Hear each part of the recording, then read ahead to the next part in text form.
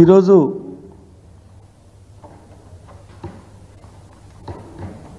నిన్న గౌడ సోదరులకు ఇచ్చినటువంటి కాటమయ్యే మోకు సందర్భంగా గౌరవ ముఖ్యమంత్రి గారు ప్రభుత్వం తరఫున ఎలక్షన్ మేనిఫెస్టోలో ఇచ్చినటువంటివి గౌడ సోదరులకు ఏదైనా ప్రకటిస్తారేమో అని చెప్పి మేము ఎదురు చూసాం. కానీ అది మేము ఎదురు చూసింది నిరాశ అయిపోయింది. రాష్ట్రంలో ఉన్నటువంటి లక్షలాది మంది గౌడ సోదరులు కూడా ఎంతో నిరుత్సాహంతో నిన్న ప్రకటిస్తామనుకున్నారు. ఏదైనా వైన్ షాప్లలో రిజర్వేషన్ అన్నారు, ఎక్స్గ్రేషియా పెంచుతారేమనుకున్నాం.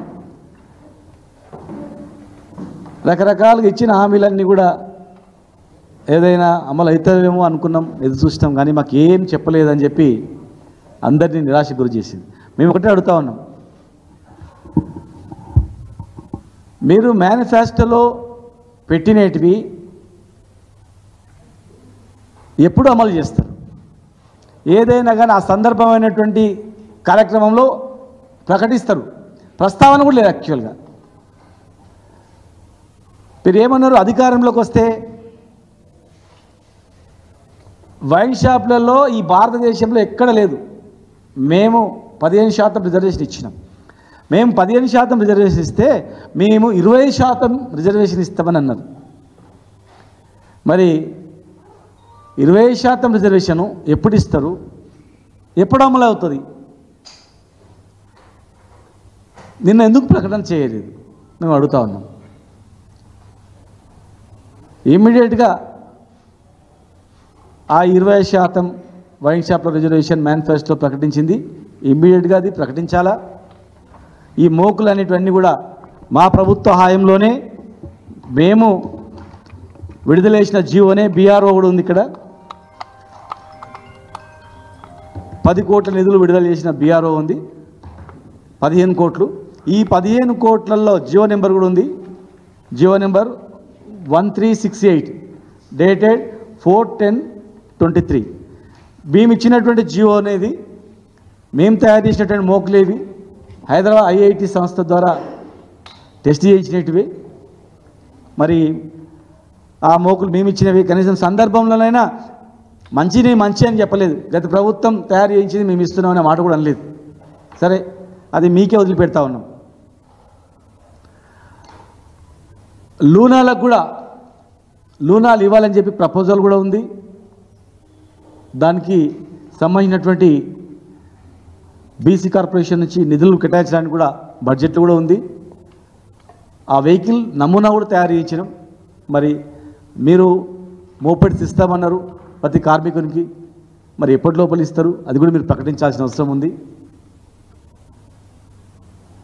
సర్దార్ సర్వాయి పాపన్న జిల్లాగా జనగాం జిల్లాకు ప్రకటిస్తామని అన్నారు.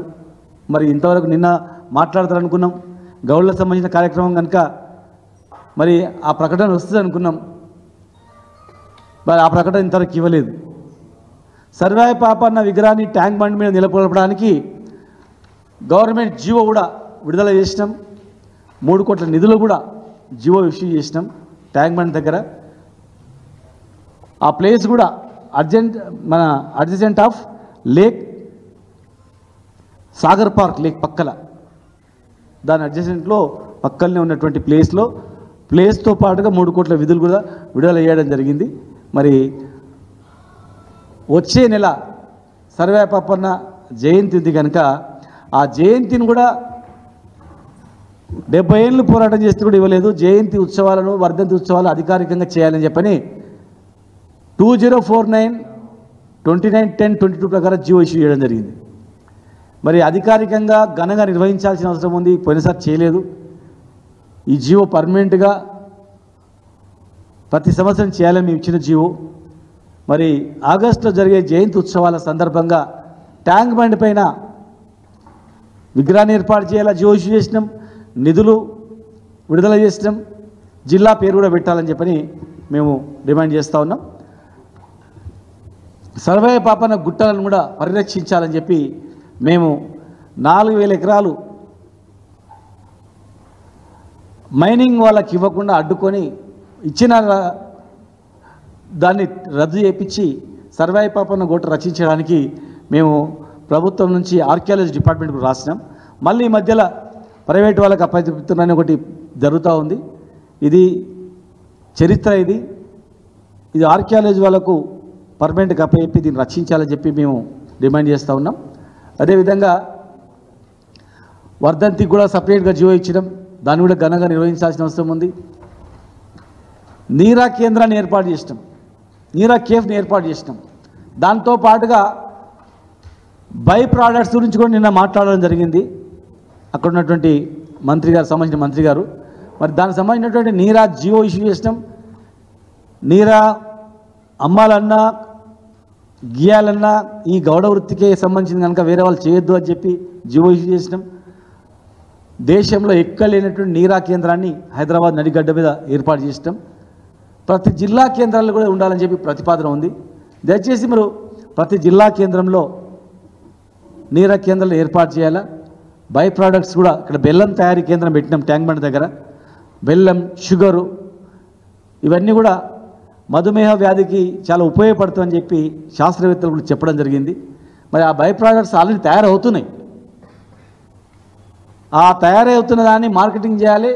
సర్వేల్లో, ముడ్విన్లో, చార్కొండలో, తర్వాత సిరికొండలో, సంగారెడ్డి మాసపేటలో ఉన్నటువంటి నిధులు విడుదలై పనులు జరుగుతూ ఉన్నాయి. ఆ పనులు కంప్లీట్ చేసి నందనం, ధర్మవిషయం గారి పేరు మీద నందనంలో తయారవుతున్నటువంటి కేంద్రం కూడా ఇంచుమించు కంప్లీట్ అవుతోంది. అవన్నీ కంప్లీట్ చేసి ప్రజలకు అందుబాటు తీసుకురావాల్సిన అవసరం ఉంది. 5 లక్షల రూపాయలు ఎగ్జిక్యూషన్ మేము చేసినాం. దాన్ని 10 లక్షలు చేయాలని చెప్పి కూడా మేము అడుగుతూ ఉన్నాం. ముఖ్యంగా కాంగ్రెస్ ప్రభుత్వంలో మూసేసిన దుకాణాలను మేము తెరిపించి హైదరాబాద్తో పాటు అందరికీ ఓపెన్ చేసి స్వేచ్ఛగా బతికేటట్లు ఏర్పాటు చేసినాం. ఇప్పుడు భయం గుప్పిట్లో వాళ్ళు బతుకుతూ ఉన్నారు. చాలామంది భయపడుతూ వృత్తి చేసుకున్న పరిస్థితి వస్తూ ఉంది. దాన్ని మళ్ళీ స్వేచ్ఛగా వృత్తిని చేసుకునేటట్లు చేయాల్సిన అవసరం ఉంది. మరి ఈరోజు 10 సంవత్సరాల వరకు ఎవరి ఇయర్ లైసెన్స్ రెన్యువల్ ఉండే, వేధింపులు ఉండే. ఎక్సైజ్ వేధింపుల నుంచి 10 సంవత్సరాల వరకు ఒక్కసారి రెన్యువల్ చేసుకుంటే 10 సంవత్సరాలు చేయడానికి వీల్లేదని చెప్పినాం. జియో ఇష్యూ చేసినాం. తర్వాత ఇంకొక ప్రపోజల్ ఉంది, శాశ్వత లైసెన్స్ ఇవ్వాలని చెప్పి ప్రపోజల్ ఉంది. శాశ్వతంగా ఒకసారి లైసెన్స్ ఇస్తే ఆయన బతుకున్నంత వరకు ఆ లైసెన్స్ కంటిన్యూ ఉండాలా, రెన్యువల్ అనేది ఉండొద్దు. వృత్తికేం రెన్యువల్, వృత్తి వచ్చింది అని తర్వాతనే మనం లైసెన్స్ ఇస్తాం కదా అని చెప్పి మరి దానికి మేము ప్రపోజల్ చేయడం జరిగింది. గీత కార్మికులు కూడా పెన్షన్ కూడా ఇచ్చినాం. మరి ఆ పెన్షన్ కూడా పెంచాలని చెప్పని కూడా 50 సంవత్సరాలకు ఏజ్ని తగ్గించి ఆ 2000 రూపాయల పెన్షన్ను మీరు 4000 చేస్తామని చెప్పి మాట ఇచ్చారు. మరి ఇమ్మీడియట్గా ఆ 4000 రూపాయలు వారికి అందేటట్లు ఏర్పాటు చేయాల్సిన అవసరం ఉంది. మేము తాటి చెట్లు, పొట్టి తాటి చెట్లు ఒక 5 ఫీట్లు, ఒక 10 ఫీట్లు, 15 ఫీట్ల వరకే పెరిగి ఆ 10-15 ఫీట్లలోనే కళ్ళు నీరు వచ్చేటట్లు శాస్త్రవేత్తల ద్వారా కనుగొన్నాం. ఆ చెట్లు కూడా అందుబాటులో ఉన్నాయి. దయచేసి అగ్రికల్చర్ శాఖ ద్వారా ఆ చెట్లను ఇంకా ఎక్కువ పెంచి చనిపోకుండా, గీతకారులు చనిపోకుండా 10 ఫీట్ల లోపలనే మనం 10-15 ఫీట్ల లోపలనే చెట్టు వచ్చినట్లయితే మరి చావడానికి అవకాశమే ఉండదు. ఎన్నో చెట్లను శాస్త్రవేత్తలు కనుగొని తక్కువ కాలంలోనే మామిడి పండ్లు వచ్చేటట్లు, యాపిల్ పండ్లు వచ్చేటట్లు చిన్న చిన్న చెట్లను కనుగొని పరిశోధనలు సక్సెస్ అయ్యారు. ఈ తాటి చెట్లు కూడా సక్సెస్ అయినాయి. మరి మేము ఇక్కడ తెచ్చుకొని కొన్ని కూడా పెట్టించడం జరిగింది. దాంతోపాటు గిరికతాల చెట్లు, అవి కూడా చాలా చిన్నగా ఉంటాయి. గిరికతాల చెట్లను కూడా ప్రయోగాత్మకంగా మరి కొన్ని జిల్లాల్లో కరీంనగర్, సిరిసిల్ల, నిజామాబాద్, మహబూబ్నగర్లో అక్కడక్కడ కొన్ని ఏర్పాటు చేసినాం. ఒక చెట్టు 10 లీటర్లు నీరా కళ్ళు ఇవ్వడం జరుగుతుంది. ఆ గిరికతాల చెట్లను కూడా పెట్టాల్సిన అవసరం ఉంది. అదేవిధంగా ఆంధ్రప్రదేశ్లో కూడా ఆంధ్రప్రదేశ్ ప్రభుత్వం మమ్మల్ని చూసి తెలంగాణ ప్రభుత్వం మాదిరిగా మేము కూడా గౌడ సోదరులకు రిజర్వేషన్ ఇస్తామని చెప్పి కూడా వాళ్ళు చెప్పారు.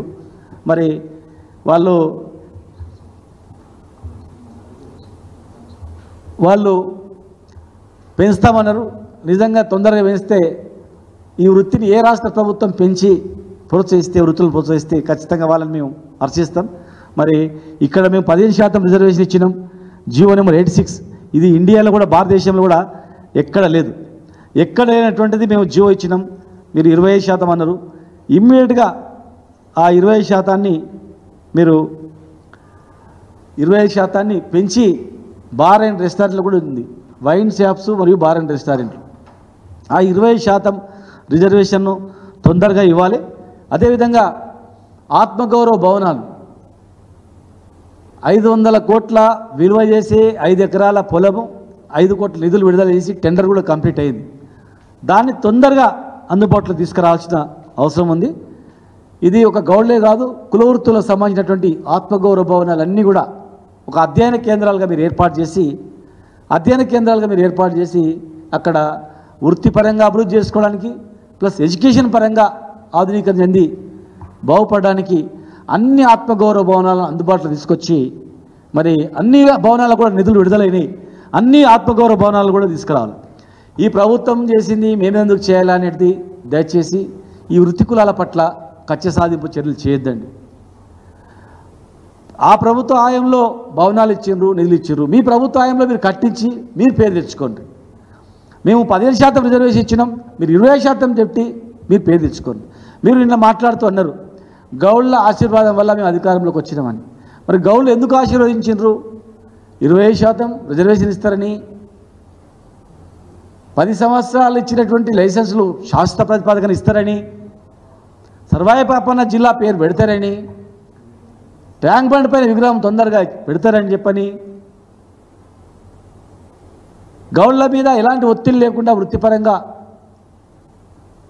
లాభపడతారని, సామాజికంగా రాజకీయంగా ప్రోత్సాహం ఉంటుందని, గౌడ్ల పైన దాడులు ఉండవని, గౌడ నాయకత్వం పైన దాడులు ఉండవని మరి ఇన్ని మేనిఫెస్టోలో పెట్టిండ్రు కనుక మరి మీరు ఏదో చేస్తారని చెప్పి మరి మీకు సపోర్ట్ చేసి ఉండొచ్చు వాళ్ళు. మరి దాన్ని వమ్ము చేయకుండా తొందరగా ప్రకటించాలా. మరి నిన్న మేము ఎంతో ఆశతో చూసినాం ఇవన్నీ అమలుకు వస్తుంది అని చెప్పేసి. మరి ఒక గౌడ వృత్తే కాదు, అన్ని కుల వృత్తులకు ఇచ్చినటువంటి మాటలు, మీరు ఇచ్చిన హామీలు, దాని మీద ఒక కమిటీ వేసుకొని తొందరలో ఇవ్వాలా. మళ్ళీ ఎలక్షన్స్ అప్పుడు ఇచ్చినది ప్రయోజనం ఉండదు.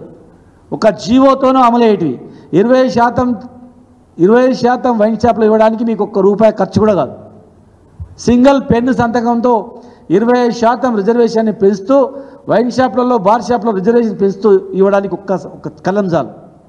సర్వేపాపన్న జిల్లా ఏర్పాటు చేయడానికి ₹1 నిధులు అవసరం లేదు. ఆత్మగౌరవ భవనం కట్టడానికి ఇమ్మీడియట్గా స్థలం ఉంది, ₹1 విలువ స్థలం ఉంది. ఆ అన్ని ఆత్మగౌరవ భవనాలు ఒక అధ్యయన కేంద్రాలుగా మార్చాలని చెప్పి మేము మిమ్మల్ని అడుగుతా ఉన్నాం. నిరా కేంద్రాలు ఏర్పాటైనాయి, నిధులు ఏర్పాటు చేసినాం. చివరి దశలో ఉన్నాయి పనులన్నీ కూడా 5 ప్రాంతాల్లో. ఇమ్మీడియట్గా మీరు చేసి ప్రారంభించుకోండి. మోకులు తయారు చేయించడం మేము, సర్టిఫికేట్ ఇప్పించడం మేము, బీఆర్ఓ ఇష్యూ చేయించడం మేము.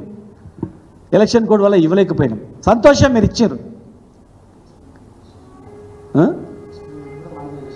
మన రవికుమార్ గారు చైర్మన్గా ఉన్నప్పుడు ఎక్స్పెరిమెంట్ కూడా చేసిండ్రు. ఇదో ఈ ప్రయోగం కూడా 22 kgs అంటే 2200 kgs థింగ్ బ్రేకింగ్ స్ట్రెంగ్త్. ఇది 22 kN ఉంది. మీకు వీడియో పంపిస్తాం. టెస్టింగ్ కూడా చేసినాం ఇచ్చినాం. మీరు ఎందుకు ఇచ్చారు అని అంటలే, మేము సంతోషం ఇచ్చారు.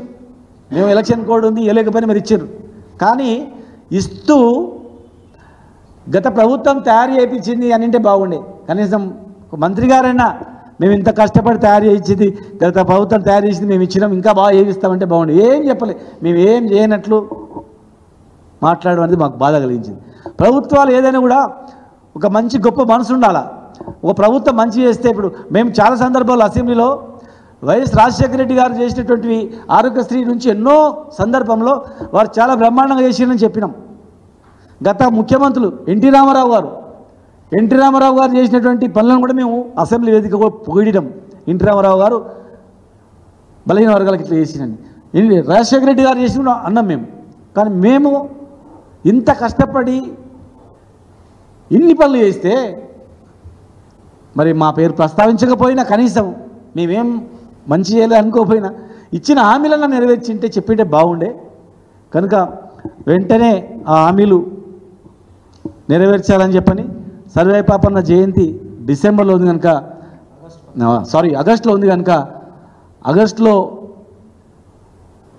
ఆగస్టులో కరెక్ట్ నెల ఉంది కనుక ₹1 ఖర్చు కానటువంటివి ఈ 4 పాపన్న విగ్రహాన్ని ఏర్పాటు చేయడం, జిల్లా పేరు ప్రకటించడం, వైన్ షాప్లలో రిజర్వేషన్ ఇవ్వడం, ప్లస్ శాశ్వత ప్రతిపాదిక మీద వీళ్ళందరికీ లైసెన్సులు పూర్తి స్థాయిలో గౌడ కార్మికులకు ఇవ్వడం, గౌడ నాయకులపైన గౌడ కార్మికులపైన వేధింపులు లేకుండా ఒక భరోసా ఇవ్వడం, ₹1 నిధి ఖర్చు కానటువంటి ఈ డిమాండ్లు వెంటనే నెరవేర్చాలని చెప్పి మేము ప్రభుత్వాన్ని డిమాండ్ చేస్తూ ఉన్నాం.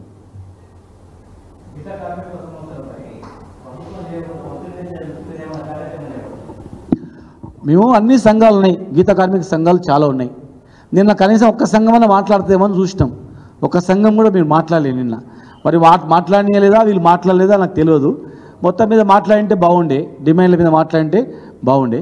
సరే మాట్లాడినిచ్చిండ్రా వాళ్ళు మాట్లాడలేదా అది తెలియదు, నాకు తెలుసుకుంటాం. ఖచ్చితంగా ఆ సమస్యల మీద తీర్చకపోతే మేము అన్ని సంఘాలను పిలిచి మాట్లాడతాం. సంబంధించిన వ్యక్తులకు అధికారులు కానీ ప్రజాప్రతినిధులు కానీ దృష్టికి తీసుకొస్తాం. మీ వేదిక ద్వారా ముఖ్యమంత్రి గారి దృష్టికి తీసుకొస్తాం, ప్రభుత్వం తీసుకొస్తాం. సంఘాలతో మీటింగ్ పెట్టిన తర్వాత ఏం చేద్దామని చెప్పి మేము నిర్ణయిస్తాం. మేము రాగానే నెల రోజుల్లోనే ఏమైంది అమలు కావాలి అవుతుందా కాదా అనలే. మేము ఒక అవగాహన వ్యక్తులం కనుక కొంత సమయం ఇవ్వాలా, కొత్త ప్రభుత్వం కూడా కొంచెం శ్వాస పీల్చుకోవాలి, కొంత సమయం ఇచ్చి మనం అడుగుదాం అని చెప్పి అనుకున్నాం. సమయం చాలా అయిపోయింది. ₹1 ఖర్చు కానటువంటిది ఖాళీ సంతకంతో చిన్న సంతకంతో అయిపోయేటువంటిది. మరి అది ముఖ్యమంత్రి గారు వాళ్ళు దృష్టి తీసుకొచ్చిండ్రా, వాళ్ళు మర్చిపోయినరా, మేనిఫెస్టో మర్చిపోయినరా, లేకపోతే ఏమైందో తెలియదు. అది మరి మేము ఇవన్నీ కాకపోతే మళ్ళీ తొందరలోనే వాళ్ళందరినీ అన్నీ పిలుచుకుంటాం. పార్టీలకు అతీతంగా అందరిని పిలుచుకుంటాం. ఆ పార్టీలకు సంబంధించినటువంటి వ్యక్తులను కూడా పిలుచుకుంటాం. పిలుచుకొని ఒక మీటింగు, రౌండ్ టేబుల్ పిలుచుకొని లేకపోతే ఒక మీటింగ్ పెట్టుకొని గౌడ భవనంలో మీటింగ్ పెట్టుకొని చేస్తాం. అదేవిధంగా అన్ని కుల వృత్తులకు సంబంధించినటువంటి దానిపైన కూడా ఎలక్షన్ మేనిఫెస్టో ఇచ్చినటువంటి గొర్రెలు కావచ్చు, చేప పిల్లలు కావచ్చు, ఇంకేమైనా కావచ్చు, ఒకవేళ మా ప్రభుత్వంలో ఎక్కడైనా తప్పులు జరుగుతాయి మీరు సరి చేసి మంచి చేసి ఇవ్వండి. కానీ ఈ ప్రభుత్వం చేసింది కదా మనం చేయొద్దని ఖచ్చితంగా చేయకండి. కుల వృత్తులపైన కచ్చ కట్టకండి, కుల వృత్తులకు సంబంధించిన నాయకులపైన కచ్చ కట్టకండి. ఎన్నో ఒడిదొడులు వదులుకొని కష్టపడి మెట్టు ఎక్కిచ్చినటువంటి వాళ్ళు ఎలాంటి సహకారం లేకుండా జీవనం సాగించి స్థాయికి ఎదిగినటువంటి వాళ్ళ మీద కచ్చగట్టి అనవసరమైనటువంటి వేధింపులు చేయకండి. ఇప్పటికే అక్కడక్కడ జరుగుతూ ఉన్నాయి దాడులు, వేధింపులు జరుగుతూ ఉన్నాయి. అది మంచి పద్ధతి కాదు. అది మీరు మంచి చేయండి, మంచి చేసిన దాన్ని ఖచ్చితంగా మేము కూడా హర్షిస్తాం, బాగా చేసారని చెప్పండి, వేరేం లేదు. కనుక మీరు ఇచ్చిన హామీలు నెరవేర్చాలని మాత్రం మేము అడుగుతా ఉన్నాం. ఇమ్మీడియట్గా నెరవేర్చకపోతే తదుపరి కార్యక్రమం మరి డిసెంబర్లో ఉంది కనుక డిసెంబర్ మొదటి వారంలో మళ్ళీ కలుసుకొని మళ్ళీ ఒకసారి ప్రభుత్వం దృష్టికి తీసుకొస్తాం, ముఖ్యమంత్రి గారి దృష్టికి తీసుకొస్తాం. అవి అమలు కాకపోతే ఎట్లా అమలు చేయించుకోవాలని దానిపైన కూడా మేము మాట్లాడుకుంటాం.